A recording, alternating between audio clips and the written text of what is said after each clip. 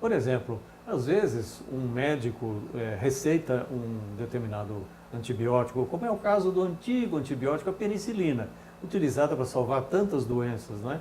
E de outra forma, o ácido acetil salicílico, que é o nosso conhecido AS, também pode dar uma alergia. Tem também testes para esses tipos de medicamento? Então, a penicilina é um excelente antibiótico. Toda vez que tiver uma indicação de usar penicilina, você deve usar penicilina, que é um antibiótico muito eficaz. Contudo, para pessoas alérgicas, infelizmente, é o antibiótico que mais causa reação alérgica. Então, nas pessoas que têm um histórico de alergia familiar, que têm um histórico de alergia prévio, você deve usar penicilina com cautela e você, no caso de aparecer alguma reação, deve fazer um teste alérgico. Você pode fazer o teste no exame de sangue, existe um rastro específico para a penicilina, felizmente, ou você pode fazer um teste diretamente na pele. O da pele, inclusive, ele tem que ser feito por médico em ambiente médico hospitalar. Por isso que foi proibido fazer esse teste de farmácia, porque às vezes a pessoa Pode acontecer no um próprio problema. teste tinha um choque Pode anafilático. acontecer. Então ele não deve ser feito por farmacêutico, por outros profissionais de saúde. É um teste que deve ser feito pelo médico, de preferência o médico especialista em ambiente médico hospitalar. Infelizmente, para a aspirina, nós não temos um teste como existe para a penicilina. No caso da aspirina, você pode fazer, na dúvida ou numa suspeita que você não ficou muito claro, o que a gente chama de um teste de provocação. Você pode, no ambiente médico hospitalar, colocar doses sequencialmente maiores de aspirina para o indivíduo ingerir e vai fazendo uma observação do que acontece com o indivíduo com essa exposição. Esse teste é muito interessante porque às vezes ele desmistifica uma alergia que não é verdadeira. Às vezes a pessoa teve um mal-estar, um outro problema que não é um problema alérgico e esse teste de provocação consegue eliminar essa possibilidade. Doutor Pinho, qual é o tipo de alergia mais rara que, vamos dizer, acontece muito dificilmente e até pouca gente conhece? Infelizmente eu tenho pacientes alérgicos a antialérgicos. Dos meus pacientes, a alergia mais rara que eu já vi foi pacientes que tiveram alergia ao tomar um antialérgico e tiveram uma reação alérgica. É a mais rara alergia que eu já vi. Mas existem algumas condições que a gente trata dentro das doenças alérgicas, que é uma condição também bastante rara, chamada de angedema hereditário. Essa é uma doença bastante rara, mas familiar, e que na verdade você tem uma deficiência de uma enzima do sangue que metaboliza algumas substâncias dentro do organismo. E essas pessoas que têm essa condição, esse angedema hereditário, expostas a situações de trauma ou de estresse, fazem edema de glote e infelizmente também podem morrer. Entendi. É uma condição rara, mas também tem tratamento. Existe hoje uma caneta muito parecida com essa da EpiPen, é uma caneta que chama Firazyr, ela é feita de uma outra substância que bloqueia essa reação à liberação desses mediadores e custa bem mais caro, infelizmente, que a EpiPen custa na faixa de uns R$4.500 a R$5.000. Antes a gente falava de alergia raramente. Ou a gente não tinha conhecimento científico suficiente, ou existia menos alergia. Eu ouço muito mais gente hoje reclamando de alergia do que existia antes. É verdade isso?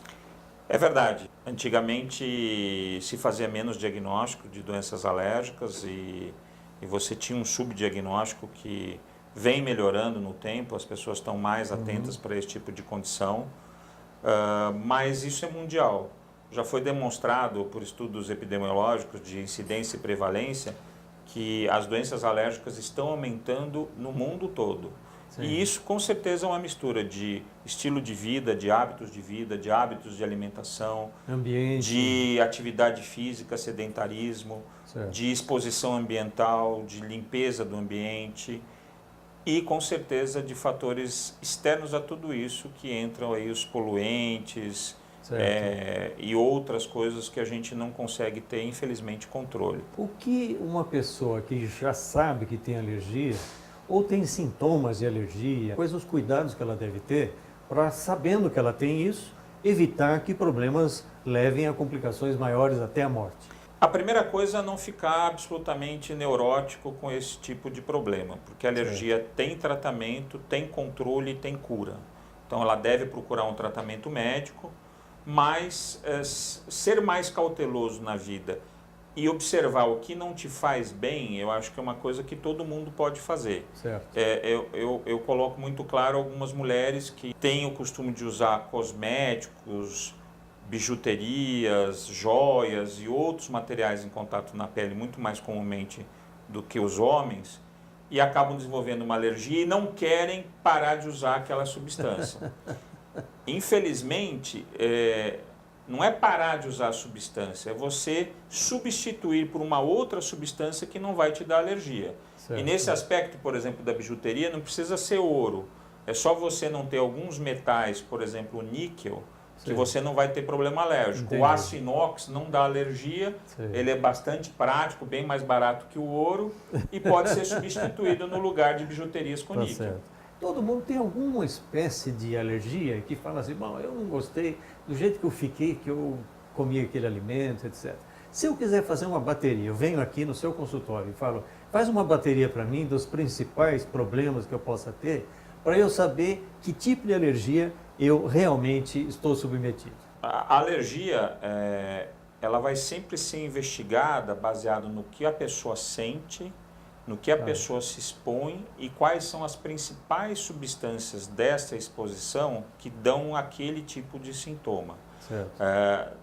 Na verdade, é muito interessante isso, que eu estava até explicando uma situação hoje para uma paciente, que você não necessariamente vai fazer o diagnóstico com um exame ou com uma bateria de teste alérgico. Às vezes você faz o diagnóstico na conversa, conversando com o paciente. Sim. Na grande maioria dos pacientes você já chega no diagnóstico. O exame, a bateria de teste é para confirmar esse resultado do que a gente chama de anamnese, que é essa conversa com o paciente. Conversa, até o levantamento essa conversa das, é a mais importante para das qualquer informações diagnóstico do médico, paciente, com né? certeza. É lógico, quando a gente fala alergia a alimento, alergia a picada de inseto ou até remédios, nós não podemos deixar de nos alimentar, não tem jeito de se evitar de ter picada de inseto e você às vezes tem que tomar o remédio. Então, o objetivo nosso aqui é esclarecer para a população que o alergologista está aqui para resolver essas dificuldades, para detectar onde estão os problemas, diagnosticar quem tem a alergia.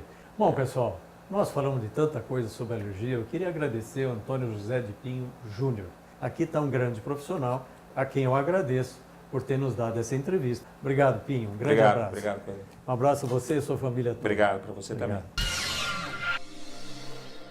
Vamos para um breve intervalo e voltamos com uma exposição espetacular em homenagem aos 90 anos da Semana de Arte Moderna e ainda à origem do chocolate. Até já! Você está assistindo o programa Mais Cidadão.